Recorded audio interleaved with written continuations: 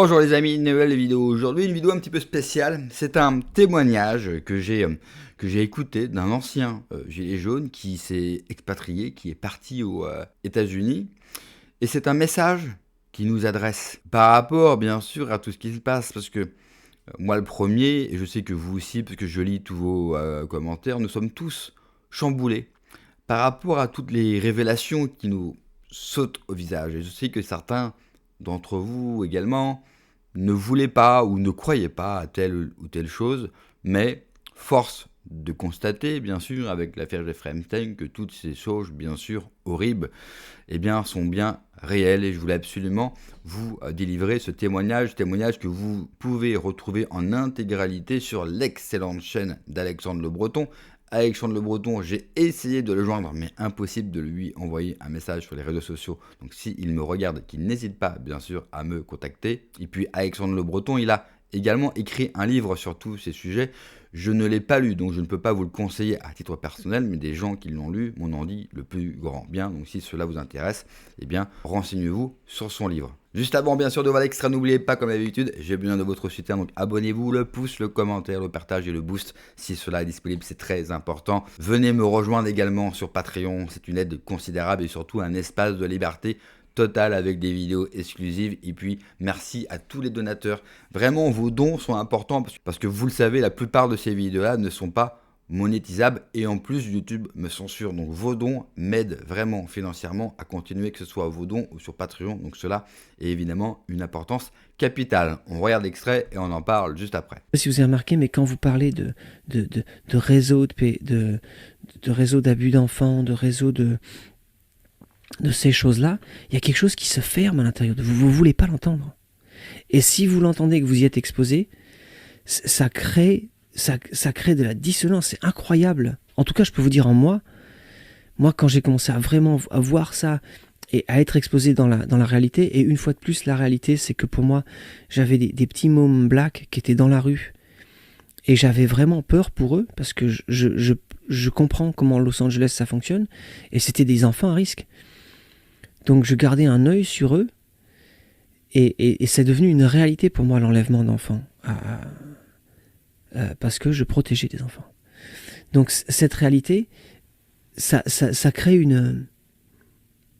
quelque chose de difficile entre nous.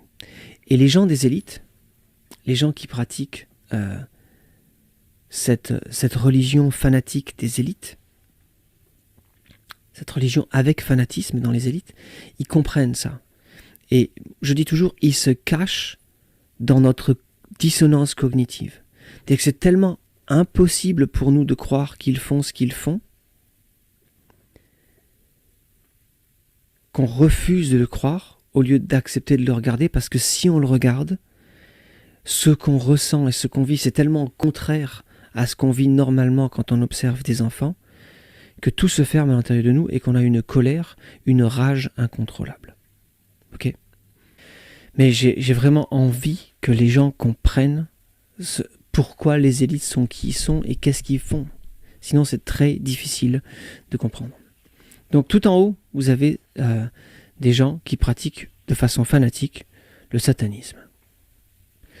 Ces gens-là, ils recrutent. Le problème, c'est que ces gens-là sont tout en haut. C'est-à-dire que les gens qui contrôlent le monde, que ça vous plaise ou non, ils pratiquent ça. Dans la finance, il y a des niveaux de la finance. Quand tu arrives à des hauts niveaux de la finance internationale, si tu veux pas faire ça, tu peux pas monter. Donc pour arriver dans les hautes sphères de la finance internationale, que tu crois, que tu veuilles être un participant à cette religion ou pas, c'est pas grave.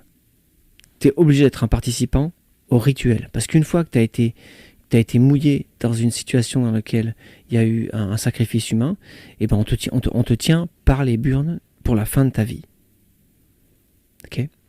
Donc c'est un système de chantage. En dessous de ça, il y a les élites que vous connaissez. Les satanistes, vous ne les connaissez pas. Hein. Généralement, vous ne connaissez pas les noms. Ces gens-là, ils opèrent dans l'ombre. Mais en dessous d'eux, il y a ce que vous connaissez, c'est-à-dire les stars hollywoodiennes, les hommes politiques, les gens de pouvoir, la presse, etc. Et ça, ce grand marais, c'est quelques millions de personnes sur la planète. Au total, 1 ou 2 millions de personnes. 1 million de personnes, on va faire simple, on va dire 1 million de personnes. Et ça, c'est là qu'ils recrutent. Ils créent cette poche, cette élite. Donc, si tu veux faire partie des élites, toi, le personne, il faut que tu montes dans cette poche. Tu sois partie de la presse, tu es un journaliste, un acteur, un politicien. Tu vois ce que je veux dire? Il faut que tu montes. Donc, tout en haut, les gens qui pratiquent la religion, ils vont essayer de faire en sorte que cette poche, ce soit la poche des élites visibles, ce soit rempli de gens que tu peux recruter. Donc dans vos élites, vous avez des gens, c'est très très très très répandu. La perversion sexuelle. Mais la perversion sexuelle qui se trouve à ce niveau-là, c'est une zone de recrutement pour une perversion qui est de plus rituelle en nature.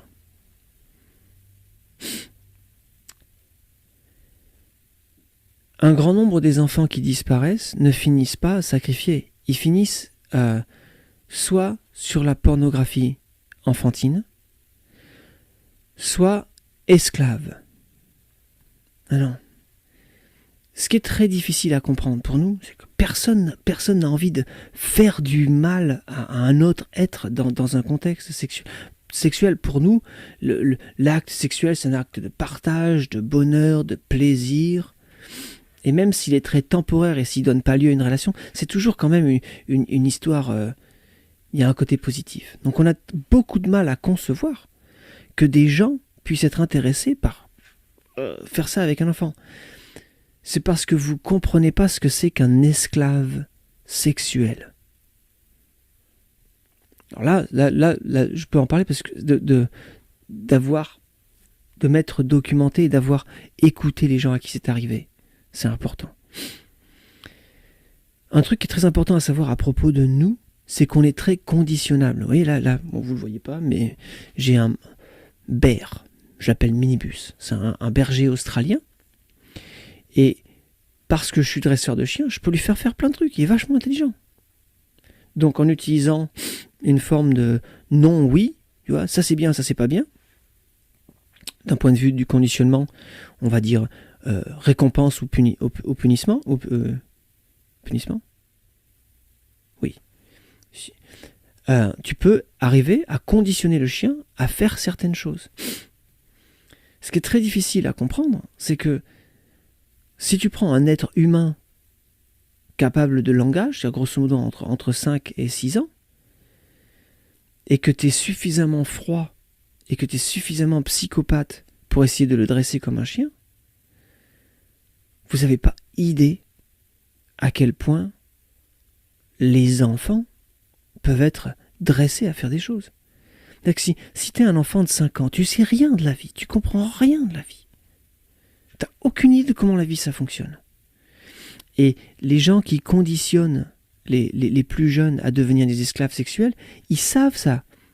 Ils savent qu'un enfant de 5 ans, ça comprend rien. Ça connaît rien, ça n'a rien vécu. Donc la notion de la vie qu'ils ont, c'est la notion que tu leur donnes.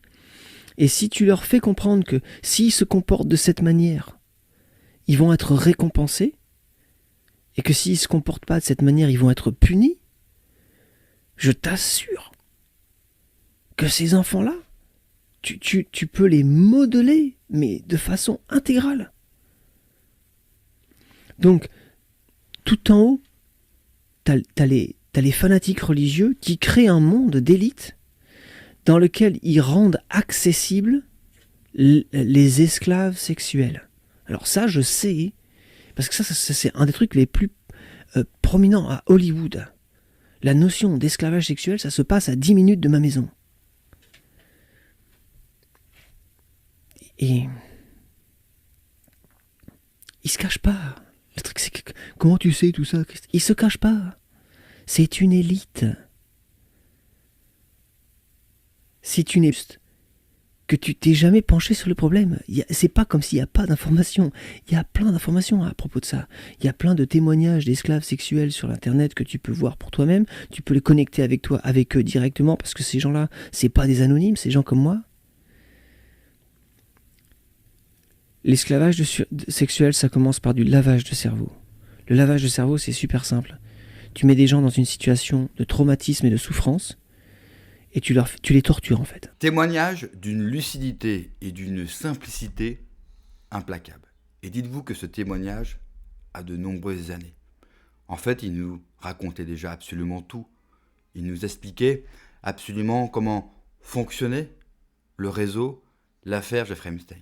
Et comme il le dit très bien, tout était là, et pour ceux qui s'intéressaient et qui donnaient de la valeur, bien sûr, aux témoignages, aux reportages, aux livres que nous avons. En fait, moi le premier, je me suis rendu compte que tout est documenté. Et en essayant de me replonger, bien sûr, dans tous les témoignages, dans toutes les archives, même si cela est évidemment extrêmement difficile, c'est lourd à porter, eh bien, je me rends compte que j'ai fait l'erreur de ne pas forcément croire à tout ça.